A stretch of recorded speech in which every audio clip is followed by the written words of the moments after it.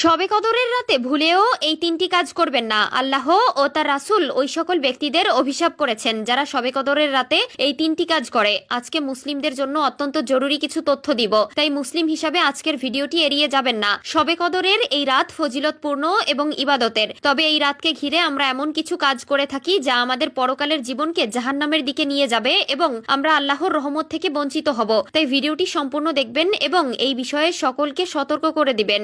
ভিডিওটি শেয়ার করে দিবেন যেন আপনার অন্যান্য মুসলিম ভাই ও বোনেরা ভুলেও শবে কদরের রাতে এই তিনটি কাজ না করে। হয়তো আপনার একটি শেয়ারে একজন মানুষ ভুল থেকে হেদায়েতের পথে ফিরে আসতে পারবে। প্রিয় দিনী ভাই ও বোনেরা, আপনি যদি হযরত মুহাম্মদ সাল্লাল্লাহু আলাইহি ওয়াসাল্লামের সুন্নতকে অন্তর থেকে ভালোবেসে থাকেন তাহলে অবশ্যই কমেন্টে আলহামদুলিল্লাহ লিখে যাবেন। লাইলাতুল কদর অতিশয় সম্মানিত ও মহিমান্বিত রাত বা পবিত্র রজনী। ফার্সি ভাষায় সাব ও আরবি ভাষায় লাইলাতুল অর্থ হলো রাত্রি বা রজনী, অন্যদিকে কদর শব্দের অর্থ সম্মান, মর্যাদা, মহাসম্মান। এছাড়া এর অন্য অর্থ হলো ভাগ্য, পরিণাম ও তাকদীর নির্ধারণ করা। এ রাতে সারা বিশ্বের মুসলিম উম্মাহ আল্লাহ তাআলাকে বিশেষভাবে স্মরণ করেন। সারা রাত নফল নামাজ আদায়, জিকির আজগারের মাধ্যমে আল্লাহর কাছে নিজের জন্য পানাহা প্রার্থনা করেন।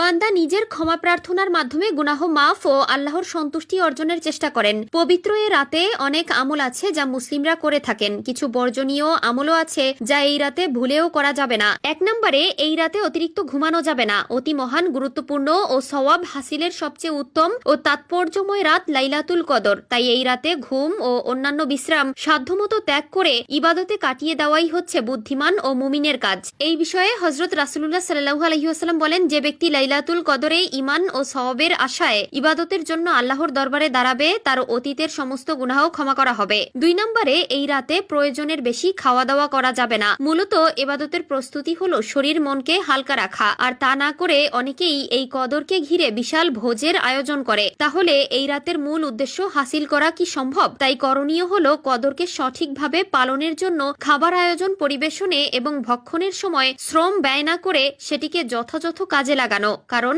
এই মহিমান্বিত রাত জীবনে আরেকবার পাবো কিনা, বা ইবাদত করতে পারবো কিনা, ক্ষমা চাইতে পারবো কিনা, দাঁড়াতে পারবো কিনা, চোখের পানি ফেলতে পারবো কিনা, যাবতীয় আগাম দিতে পারবো কিনা তার কোনো ইয়াত্তা নেই। 3 নম্বরে, এই রাতে বিদআত হয় এমন কিছু হলেও করা যাবে না। ইসলাম কোনো কল্পনাপ্রসূত ধর্ম নয়, এটি একটি বিজ্ঞান ভিত্তিক জীবন বিধান। এটি বাড়াবাড়ির পক্ষে নয়। কোরআন সুন্নাহ বহির্ভূত কাজকে বিদআত বলা হয়। আর শবে কদরের মতো একটি গুরুত্বপূর্ণ রাতে বিদআত মুক্ত থেকে যথাযথভাবে ইবাদত বন্দেগী করা ইমানদারের কাজ। সেই সঙ্গে মানুষের ভুল দিক নির্দেশনা বর্জন করা, সঠিকভাবে ইসলাম সম্পর্কে জেনে সে অনুযায়ী কাজ করা। এমন যেন না হয় যে সওয়াব কামাতে গিয়ে আযাবের ভাগীদার হতে হয়। রাসূলুল্লাহ সাল্লাল্লাহু আলাইহি ওয়াসাল্লামের হাদিস থেকে পাওয়া যায়, এই রাতে হালকা বৃষ্টি হবে। এই রাত নাতিশীতোষ্ণ থাকবে। পরবর্তী দিবসে সূর্য এমন ভাবে উদিত হবে যে তার রশ্মিতে কোনো প্রখরতা বা তেজ থাকবে না। এ রাতে আসমানের দরজাগুলো খুলে দেওয়া হয়, দোয়া কবুল হয়। ইবাদতে মশগুল বান্দাকে ফেরেশতারা সালাম দেয়। বান্দার দোয়ার সঙ্গে ফেরেশতারা আমিন আমিন বলতে থাকে। তাই আমাদের